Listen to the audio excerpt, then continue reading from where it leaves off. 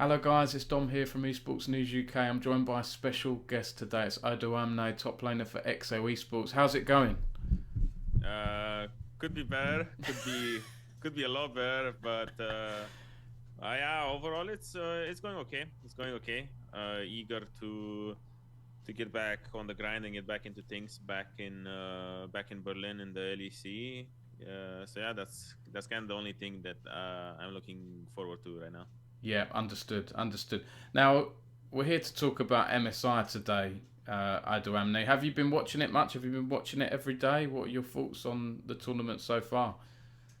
Um, I think the format made it a bit better. The tournament's a bit more exciting because it feels like you're diving into the high stakes game straight from the get go.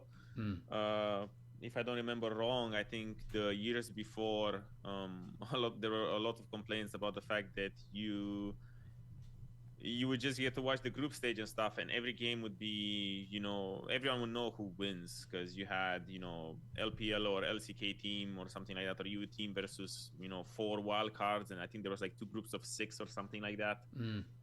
It used to be like a really big, I don't know. People are unhappy because it felt like it was a bit of a waste of time, or there was no stakes in the game. Kind of similar to how the format used to be in LEC, where people said that they just watch the first week and the last week because everything in the middle doesn't really matter because you get the most stakes in the first week because it kind of dictates your season, and also in the last week because it determines if you make playoffs or not, or Yeah. you're sitting going into playoffs. And I think the format change is a success. Albeit, some people are a bit lost because they've been used to the MSI format for such a long time, and now they're like, oh, I don't know who's playing, I don't know what's going on, or why they do this and why they do that. But I think having double elimination straight from the beginning is a big plus. People have been advocating for double elimination at major tournaments for a really long time now, and uh, I'm happy it's implemented. Sure, it could be a bit better at some points. You could swap the brackets to get new matchups or stuff like that. But Yeah. right now, I think it's pretty good because every day you get important games. The only sad part is when you get two O's, because it feels like the days are kind of short. We've had, I think, two O's or like double 2-0 days for, I think, 2 out of the 3 days. We didn't really have a lot of I think only one or two series went to 3 games so far. One, if Yeah, I'm I not think you're mistaken. right. Two of them, I think, if I'm right. Yeah, so that's kind of the only sad part for the viewing experience. But overall, I think it's a good format. It does its job. Yeah, I agree with you. I think it's been entertaining to watch. I like, obviously, I'm biased to see it coming to London is super exciting for me personally. And EU hasn't been doing that badly. Obviously, G2 are through. What are your thoughts on EU's chances there? Because we've got a lot of good players, teams from around the world. How do you feel EU can do at MSI? Um, I don't know. It's always a weird one, because every time I'm like, yeah, we're gonna do good. This is the time. G2 here, G2 to this, G2 to that.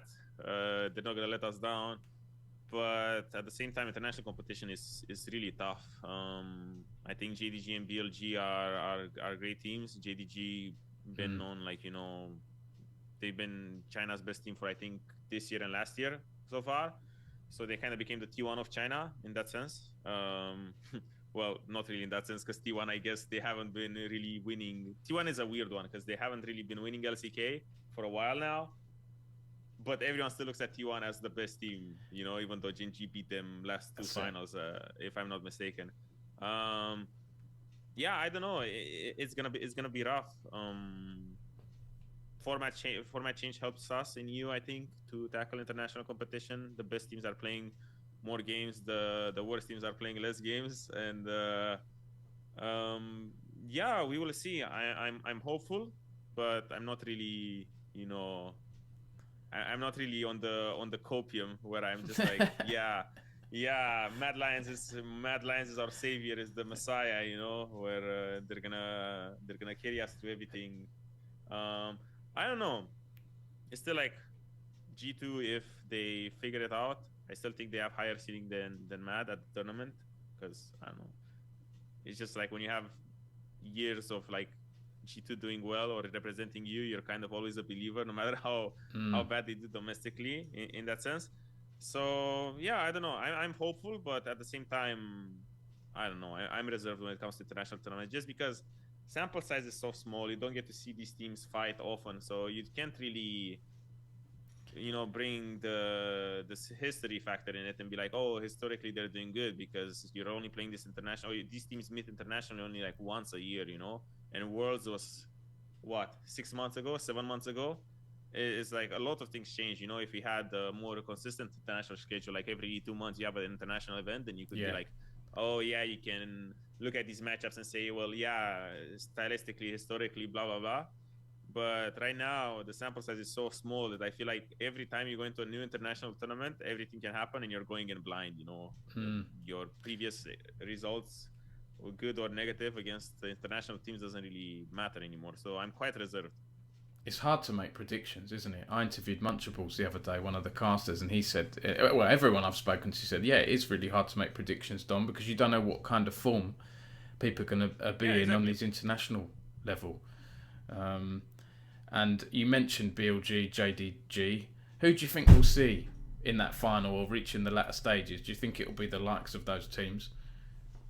Yeah, I would say JDG can make it. I would say, I mean, the way it works, I think Korean teams and Chinese teams cannot face each other before finals. So yeah, I mean, there is a world where you get JDG, BLG, but I don't really think that's gonna happen. I would say that maybe JDG and T1 can make it in the finals, because the thing is, T1 is great, but in the finals they're not great. That's the problem with them right now.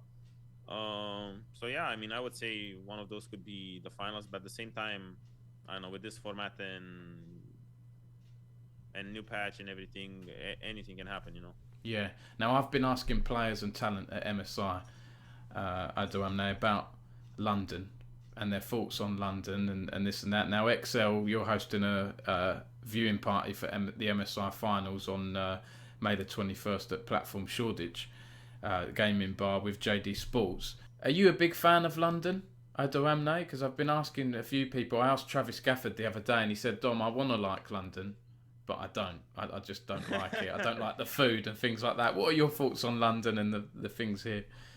I've been to London twice. I kind of have the same vibe where I'm like, I really want to like it. There's like some cool stuff happening. I don't know, the city is so weird and different, because you go from one neighborhood to another and it's like completely different architectural style, and I'm like, it's like you're walking into a different world every neighborhood. I don't know, it's like I like it, but at the same time I think there's a lot more cons to than pros. It's like it's expensive, food's all right, people are hating on the food, but it's like, I mean, it's all right. Every country has their own good and bad food. But for me, it's like, I don't know, I feel like if you live in London, your bank account is going empty real quick. So that's kind of pushing me to not enjoy London as much as I would want. And also the driving is like, for me, it's ridiculous that you look on the floor and there's signs everywhere, or like written on the floor, look to the, wait, how does it go? Look to the right. Yes, I look to the right, because usually everyone looks to the left first, at least in like other parts of when Europe. You're crossing so the road. To the right. Yeah. So it's like, look to the right, and I'm like, oh, and it's like, it does taking some getting used to, but I'm not really a fan of everything. But I mean, I don't know, London's alright, but it's not really my kind of place I like to be. Yeah. Well, where is the place you like to be? Are you home at the moment? Yeah, I'm home in Bucharest right now. I mean, home feels like home all the time. Home is great. I don't know, Berlin's alright as well. Not really the biggest fan of Berlin as well, but it's alright. But I don't know, I prefer places more like, I don't know, Madrid or Paris. Yeah. You mentioned food there. What's your favourite food in London? I'm curious. Or in UK. London, oh, I mean, when I went there, I think one of the better foods I had was Indian food. Um, Other food, I don't know if I tried literally everything there is to try. I don't really know what's English cuisine anyway. I only know English breakfast, and Yeah. that's it. Have you had a But Indian roast food dinner? was great. A roast dinner? I don't know. I don't think so. No. Okay, so that's like potatoes or chicken, beef, gravy, vegetables, that kind of Not stuff. really a fan of gravy, I would say. But Indian food was great. There were no complaints about Indian food. It was awesome. Yeah, I love Indian food too. I have to say, you do have choice in London, don't you? Now, before we end, there was one other thing in terms of when I interviewed Caps the other day. I asked him if he knew about East London because obviously MSI setting takes place in East London by Stratford, and I asked him what he knows about the area, if he's heard of EastEnders, the TV show, if he's listened to any of the grime music from East London. Have you? Are you a fan of that kind of stuff, Andre? I don't know anything about East London, or if there's like any. I don't know if it's like a thing like East Berlin, West Berlin. I don't know if it's the same thing that's going on in London, but I mean, obviously not, because yeah. But in that sense, I didn't know that there's a culture shift, I guess, going on in different parts of London. But I don't know anything about I don't know anything about that, That's sadly. okay. Yeah, I'd say there is a slightly different culture in East London. Now, you mentioned at the start, obviously, when I asked how's it going, obviously disappointed, I guess, with the LEC so far. What are your thoughts going into the summer season? And I guess it's a bit of a reset, right? It gives you a chance to have a bit of a break and a reset. Yeah, I mean, I guess it's all right. It's gonna be really tough because how to say, with the format now, with this point system that determines if you qualify to playoffs or not, and to the big summer playoffs, we're in a rough spot given that we placed 10th twice, and right now there's a lot of pressure to make top three, because if you don't make top three, then I think you mathematically cannot make the summer playoffs. So the bar is set very, very, very high, and it's a lot of pressure. But at the same time, it's also the sort of pressure that inspires you or motivates you to do a lot better. Mm. And I'm hopeful, and I'm excited to get back and compete, and I want to compete, because I think when we played in winter and spring, the way we played was not really, didn't really give us a chance to compete a lot. And now I want to show a different face than what we showed in the previous two splits. Maybe it's too late, maybe it's not, hopefully not, but yeah, it's another opportunity or chance to prove ourselves and do our best. Yeah, yeah. Thank you for that. Anything else you'd like to add? I know we asked. Just popped into my head. I asked about teams at MSI earlier. I didn't mention players.